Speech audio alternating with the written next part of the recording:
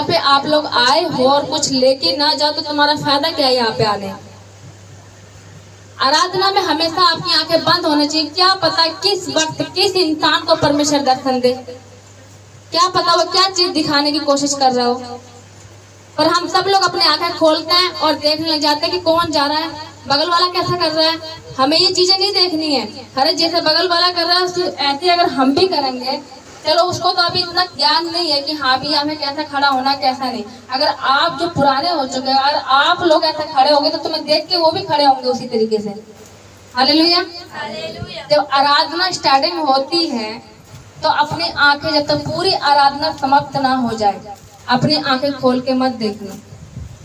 ये मेरा विश्वास भी, और हमने पहले से इस चीज को परखा है कि जब आंखें बंद होती तो परमेश्वर अपना दर्शन में कुछ न कुछ हमें जरूर दिखाता है। यस आमीन। हालेलुया। हम लोग तो यहाँ पे गाते हैं इसलिए हम अपनी आंखें बंद नहीं कर पाते। अगर कोई गाने वाला हो तो हमारी आंखें खुली नहीं होती, हम अपनी आंखों को बंद करके रखते हैं फिर भी।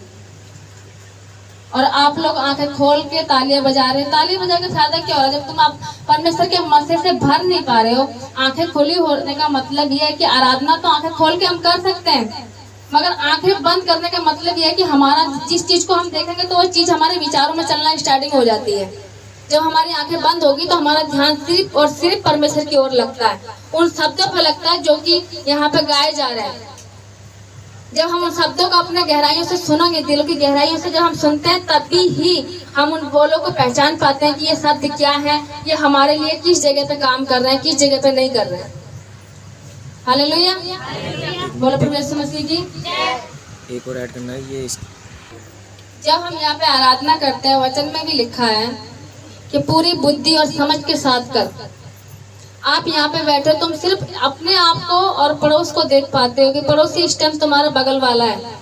आप सिर्फ एक दूसरे को देख पाते हो, आप ये नहीं देखते हो कि जहाँ परमेश्वर की हजूरी होती है तो वहाँ पहले स्वर्गदूत खड़े हो जाते हैं। हालेलुया। पवित्र आत्मा की हजूरी हमारे बीच में उपस्थित हो जाती है। आपको पता, जब गुरमीता को यहाँ पे भजन गाने में नियुक्त किया गया था, पहले मैं अच्छे से आराधना कर पाती थी, पर जब से गुरमीता को यहाँ पे नियुक्त किया तो मेरा आराधना डगमगा गया। क्यों? क्या मैं गाना नहीं जानती, गाना भूल गई थी? क्या हुआ था?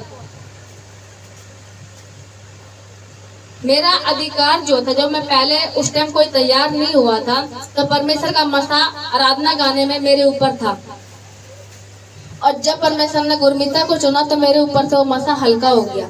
और आपने कई बार देखा होगा कि जब मैं भजन गाती थी तो मैं अटक जाती थी।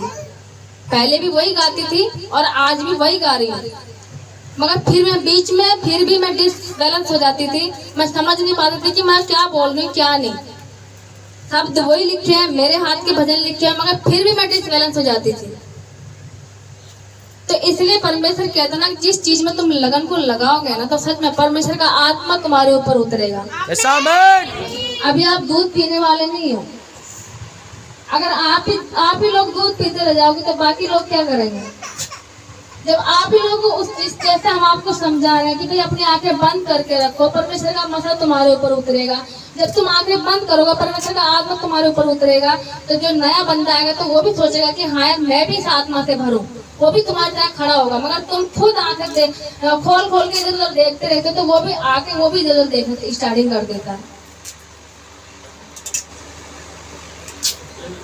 आराधना में छुटकारा है, ये अच्छे से जान लो। जब पौलुस और सिलास बंदी गृह में थे और उन्होंने आराधना की तो उन्होंने अपने छुटकारे को लिया था। बेड़ियां सब खुल गई थी। हालेलुया। लोग सोचते हैं कि आराधना हो जाएगी उसके बाद हम चलेंगे जब वचन प्रचार होगा। आराधना से स्टार्टिंग से जो आता है तो पूरी बरकत लेके जाता है। और कुछ सोचते हैं कि प्रार्थना चल रही होगी, कुछ सोचते हैं हम छुटकारे के टाइम पे जाएंगे जब लास्ट प्रार्थना होगी। ऐसा नहीं होता। आप शुरू से अटेंड करोगे तभी तो शुरू से जो बरकत तुम्हें मिलने वाली पूरी बरकत आपको मिलेगी। हालेलुया। आराधना से बंधन टूटते हैं, वचन से हमें सामर्थ्य मिलती है, विश्वास बढ़ता है हमारा आगे, परमेश्वर समझ देता है, परमेश्वर का आत्मा हमारे जीवन में काम करता है। जब उसकी आराधना में खड़े हो, वैसे भी अपना टाइम बर्बाद कर रहे हो यहाँ पे आके, तो क्यों ना रूह और सच्चाई से उसकी महिमा करें। ऐसा करके देखो, तुम जितने लोग यहाँ पे हो परमेश्वर सबको कुछ न कुछ देना चाहता है, यस आमीन। लेना नहीं चाहते।